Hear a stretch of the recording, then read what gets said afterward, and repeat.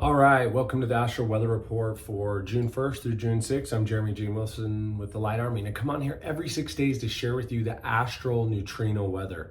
This is shifts in our outer environment that affect the way we feel, the way we think, the way other people show up in our lives, so it can prevent you distraction, disruption, and conflict, and you can leverage it to your benefit. So the theme for this next 6 days is rhythmic progress, and the mental and emotional forecast, what you can expect from this cycle. It really creates tension between movement and progress, momentum, and your patience. So people might just feel a stronger desire for change or new experiences, more variety, a sense of restlessness when progress feels like it's slowing down, and just a pressure to speed things up. So there might be some frustration with routines that feel a little bit repetitive, that might not be bringing you return on money, not bringing you a ton of joy. This is progress energy. The challenge here is not movement. The challenge is sustainable movement. So this week, this next 6 days really teaches us that expansion happens in seasons. Momentum grows through rhythm. The sun has moved into the 35th signature in human design. We call this the gate of change, the gate of progress, the gate of experience. In the I Ching, it's known as the hexagram of progress.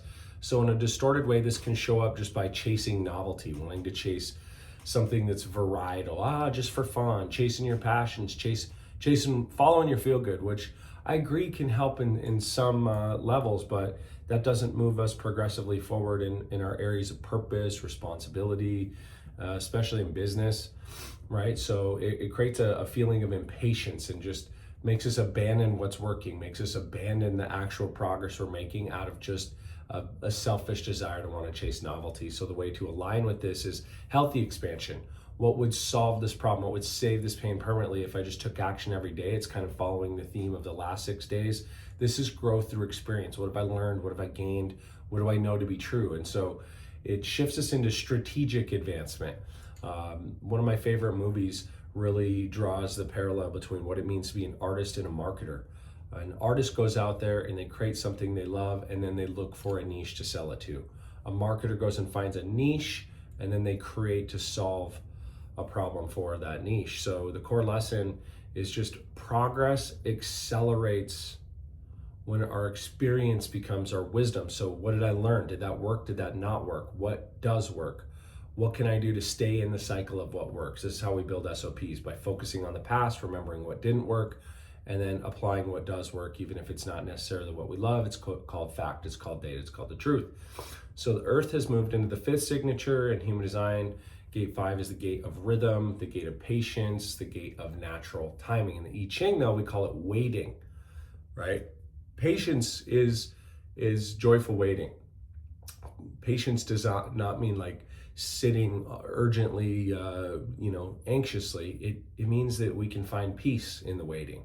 So the distorted way this shows up is just like forcing outcomes, being impatient, resisting the timing, frustration with delays. And so the alignment is to create consistency and trust in timing and real sustainable momentum. And the core lesson is ultimately just that the strongest growth always follows a rhythm, not feast to famine, a rhythm. And so if we look at those rhythms, you have a budget of your time, your energy, your resources, almost always just by being accountable, having an account of that. It's an old quote: what you measure grows, what you measure and track grows exponentially. So it's the biggest lesson of gate 5 of the 5th signature. So this week, just avoid chasing constant change for the sake of novelty. Don't do just what's fun for the sake of fun. Don't abandon routines too quickly. You can fall in love with doing serious, monotonous things, right? In fact, I've had a lot of great mentors help teach me that, the real truth is you have to master the mundane. You have to get great at finding joy in doing the same things over and over and over, because it's not the most known is the most paid. It's not the most talented it's most paid. It's the one that can stay in the game and not give up the longest. So don't abandon your routines too quickly because you don't see it moving you toward your goal, or force results before they're ready. You sometimes mistake boredom for misalignment. And if you learn how to master the mundane, you can have anything you've ever wanted. So don't disrupt systems that are working out of the fact that you say they're not working if they're not bringing return, because it's usually the law of compounded effort that brings about the highest results. So Definitely this next 6 days, trust in long-term momentum, your energy, your time, the things that are progressing. Improving your existing systems is where you're going to get the most return on your energy and time this next few days. Create more sustainable routines, like lock in, get out the damn calendar, write it in permanent ink, and create some sustainable routines. And this doesn't mean, oh, I'm going to be boring and all work and no play. No, like also have your routines for growth and progress.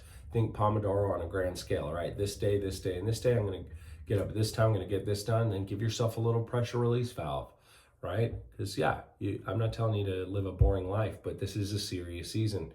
So allow timing and consistency to support your growth more than anything else. You don't need another strategy. You don't need another plan. You just need to execute the one you have with enthusiasm, with optimism, and a sense of faith in your heart that it is going to get you the results you want. And that's how you can be happy doing the boring shit. Use your experience as feedback, what works, what doesn't work. There's no such thing as failure. It's win or learn. What did you learn that you're going to harvest to use to serve us in service of our future? Just strengthen one daily ritual. For me, that's the breath work first thing in the morning. You know, we have the lightweight routine, a ritual daily, and sometimes I wait too long to do the breath work. And so my head's already had a gap to think thoughts from the state of low oxygen in my body. And when we're in low oxygen, we wake up, we're like, I don't have the energy, I'm tired, I wish I could just sleep in, I wish I didn't feel The sooner I get my body breath work done, the faster my state comes online. Ideas start popping. I can see the path to take instead of being burdened by low energy and disempowering emotion, survival paradigm thoughts. Audit where impatience is costing you results in your life. Like, get clear about your impatience and how, you know, the law of the marshmallow, delayed gratification is the path to all success. They've proven it for years and years. It's been proven scientifically that delayed gratification is one of the number one determinants of all success. Improve one system instead of replacing it. So many people, when they get to this energy, they're like, man, I need a different strategy. Like I said, no, you just need to improve it. What are you doing in your current strategy that's preventing you from doing it consistently? Measure your progress weekly instead of daily. You know, same goes with, like, if you have an Oura Ring, Whoop track, your biometric health indicators. If you measure every day, it's going to make you neurotic. Measure your progress weekly instead of daily. Yes, you can reverse engineer your weekly goals, whether that's sales, whether it's time you spend with your family, whether it's your fitness, but look back at the week and then go, why didn't that happen on Tuesday? And audit your calendar, look at the calls you made, and start making micro adjustments so that you can then never miss again. If you just focus on consistency over intensity, you never have to play the hero. You don't get stuck in the victim, villain, hero cycle with yourself or with others. Cartman's drama triangle dissolves and you move into empowerment. It is time to let go of your old stories of suffering, your old stories of finding your strength in the pain and the comfort that you've been able to build in that pain, and focus on consistency as a joyful creator. What can you do to put joy in your heart daily? Increase your self-image, increase your self-worth, and create from that energy as your new standard. So a couple questions to be with this week. Where am I forcing progress instead of trusting the process, right? Look into your life and really be honest about the answer to that question. Where am I forcing progress instead of trusting the process? And then externally, what routine or rhythm deserves deeper commitment?